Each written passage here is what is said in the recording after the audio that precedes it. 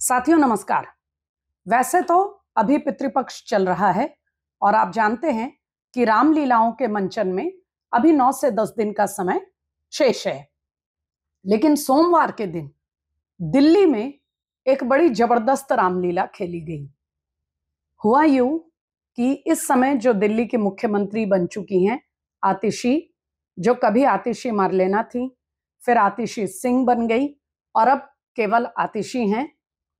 उन्होंने जब वो मुख्यमंत्री का चार्ज लेने के लिए कार्यालय में गई तो उन्होंने मुख्यमंत्री के जो कार्यालय है वहां जो डेस्क है मुख्यमंत्री का, वहां पे जो कुर्सी लगी थी उस पर बैठने से इनकार कर दिया और वहां पर उस जो कुर्सी लगी हुई है डेस्क के साथ, उसके साथ बगल में एक और कुर्सी लगा दी गई, जिसको पहले से जो कुर्सी रखी थी वो उससे थोड़ा सा उसकी हाइट कम रखी गई और आतिशी ने ये कहकर उस दूसरे बगल में रखी कुर्सी पर बैठकर बात की, ये कहकर कि वो अरविंद केजरीवाल जिस कुर्सी पर बैठकर मुख्यमंत्री बतौर मुख्यमंत्री अपनी जिम्मेदारियां निभाते थे वो उस पर नहीं बैठ सकती, क्योंकि ये उनके लिए इमोशनली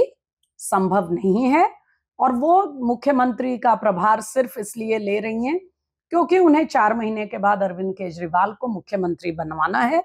ये उनका संकल्प है और वो सिर्फ उनकी ओर से ये जिम्मेदारी पूरी कर रही हैं।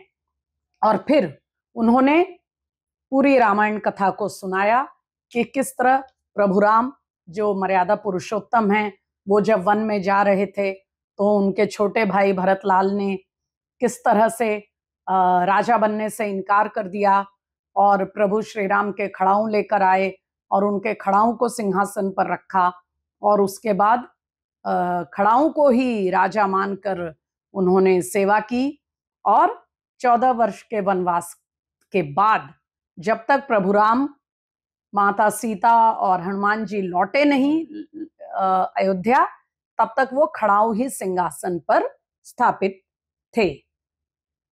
अब ये सब सुनकर काफी इस बात की चर्चा होनी ही थी और हुई भी। अब साथियों, ये चूंकि कोई रामलीला नहीं चल रही है, ये एक प्रदेश के और वो भी जो राष्ट्रीय राजधानी का क्षेत्र है उसके राजनीति, उसके संवैधानिक स्थिति से जुड़ा मसला है, इसलिए इसको न तो रामलीला के रूप में देखकर इसको निपटाया जा सकता है और न एक कथा की तरह इसका कथावाचन करके और बात खत्म हो सकती है। ये एक संवैधानिक मुद्दा है, एक संवैधानिक स्थिति है और इसका विश्लेषण भी इसी रूप में होना चाहिए और होगा। सबसे पहली बात, आतिशी मुख्यमंत्री की शपथ ले चुकी हैं, संविधान की शपथ ले चुकी हैं बतौर दिल्ली के मुख्यमंत्री के। इस बात से कोई फर्क नहीं पड़ता कि वो कौन सी कुर्सी पे या कौन से स्टूल पे या कौन से टेबल के ऊपर बैठ रही हैं। उनका बैठना is not the issue and neither should it be. महत्वपूर्ण बात यह है कि दिल्ली की मुख्यमंत्री की शपथ आतिशी ने ली है और हर लिहाज से दिल्ली के मुख्यमंत्री की अब पूरी जिम्मेदारी, पूरी जवाबदारी, पूरी अकाउंटेबिलिटी आतिशी की बनती है। अब रही बात ऑप्टिक्स की, यही तो बात हो रही है कि ये एक ऑप्टिक्स उन्होंने दिखाया है कि कैसे वो अरविंद केजरीवाल के प्रति कितनी निष्ठावान हैं और उन्हें अपना नेता समझती हैं, इसलिए उनकी कुर्सी पर बैठना उनके लिए किस तरह से इमोशनली संभव नहीं है। साथियों, यहां एक बात स्पष्ट करना बहुत जरूरी है।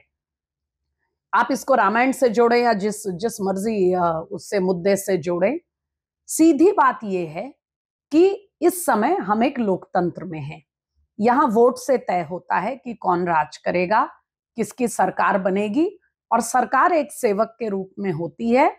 वो कोई उस तरह से कोई रूलर वाला जो अवधारणा है रूलर की, वो एक डेमोक्रेसी में ना तो होती है और ना होनी चाहिए।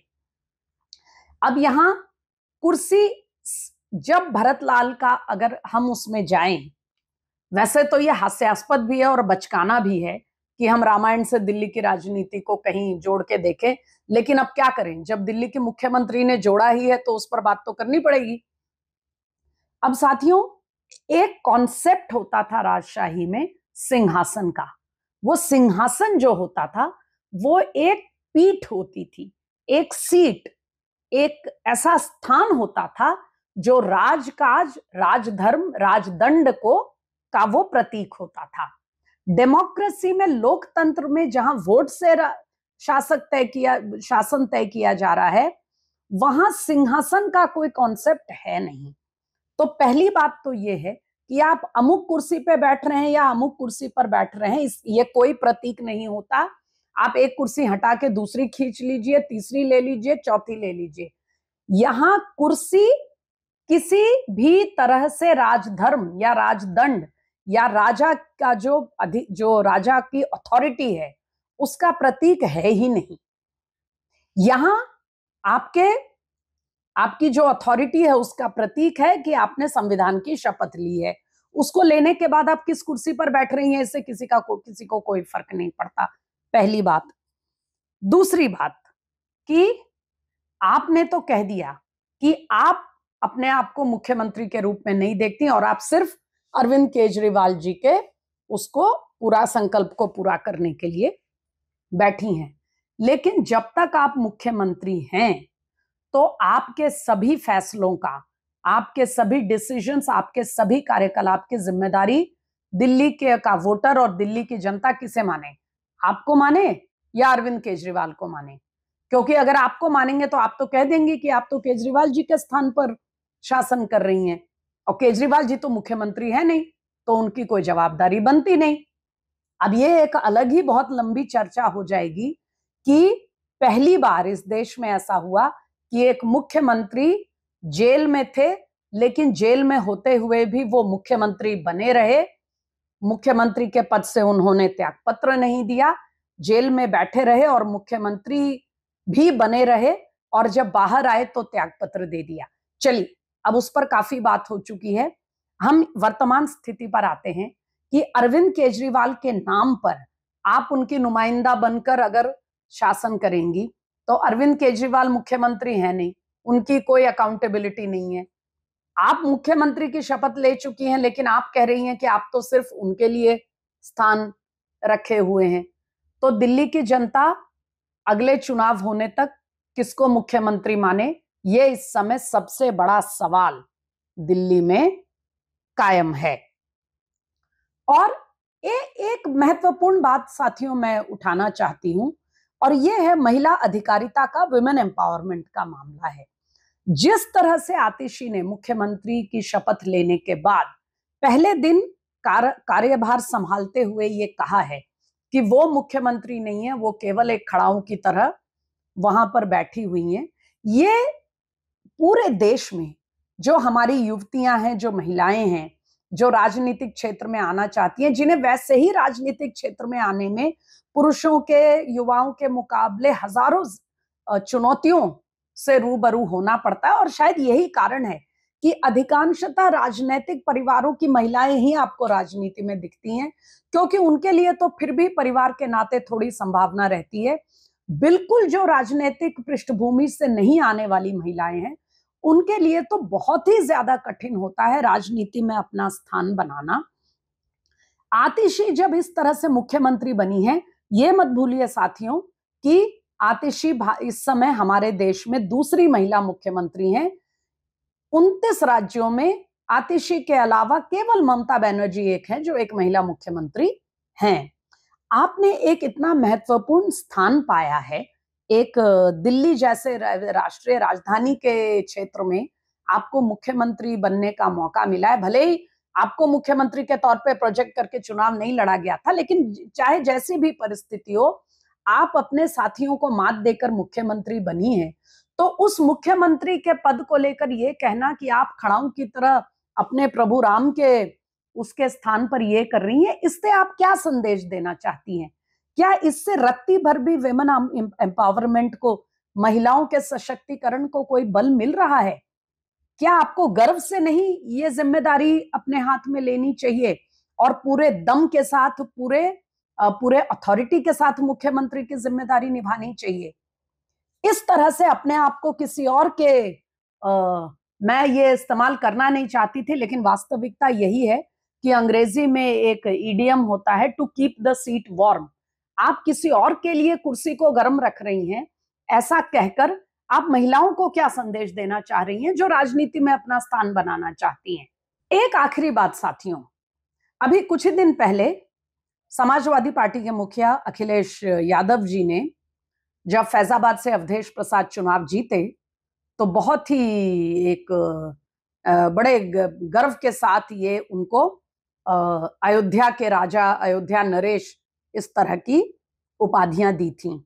हम पहले भी अड्डा में ये चर्चा कर चुके हैं कि किसी भी व्यक्ति को चुनाव जीत जाने के चलते अयोध्या नरेश और अयोध्या के राजा जैसी उपाधि देकर जो लोग मर्यादा पुरुषोत्तम श्री राम को अयोध्या नरेश के रूप में पूजते हैं, उनको उनके भावनाओं को किस तरह का वो संकेत देना चाह रहे थे। ठीक यही बात आज दिल्ली में हो रही है। एक आदमी जिसने एक से एक कस्में खाई और एक एक करके गिन गिन के सारी कस्मों को तोड़ा, आंदोलन किया, फिर राजनीति में आए। राजनीति में आने के बाद भ्रष्टाचार के मामले में जेल गए, जेल से उनको जमानत मिली, मुकदमा चल रहा है।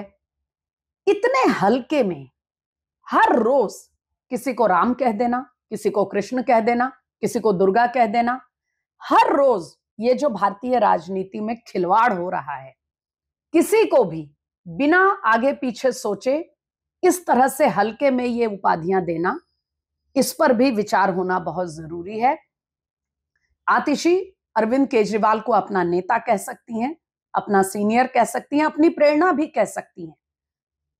एक जेल से जमानत पर छूटे हुए नेता को इस तरह से इतने आराम से भगवान की उपाधि दे देना।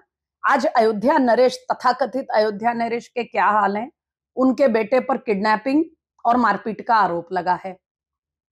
ये दूसरे मर्यादा पुरुषोत्तम हैं जिन पर शराब घोटाले का मुकदमा चल रहा है। कहीं तो कोई तो वो बिंदु होगा जहां आप राजनीतिक प्रतीकों को, राजनीतिक भावनाओं को अपनी सस्ती राजनीति में रोज रोज घसीटने से बाज आएंगे। बहरहाल साथियों, ये चर्चा तो चलती रहेगी क्योंकि ये हर रोज देखने को मिल रहा है। अब दिल्ली को नई मुख्यमंत्री मिल गई हैं, वो किसी भी कुर्सी पर बैठे रहेंगी मुख्यमंत्री। तो अब देखते हैं। पहले दिन का अनुभव तो यही बता रहा है कि मुख्यमंत्री का चेहरा भले ही बदल जाए, आम आदमी पार्टी के शासन में कुछ हो या ना हो, एक चीज अनवरत, अनहिंडर्ड, हर रोज बदस्तूर चलती रहेगी और वो है ड्रामा। हर रोज ड्रामा, नया ड्रामा, हमेशा का ड्रामा चालू रहेगा।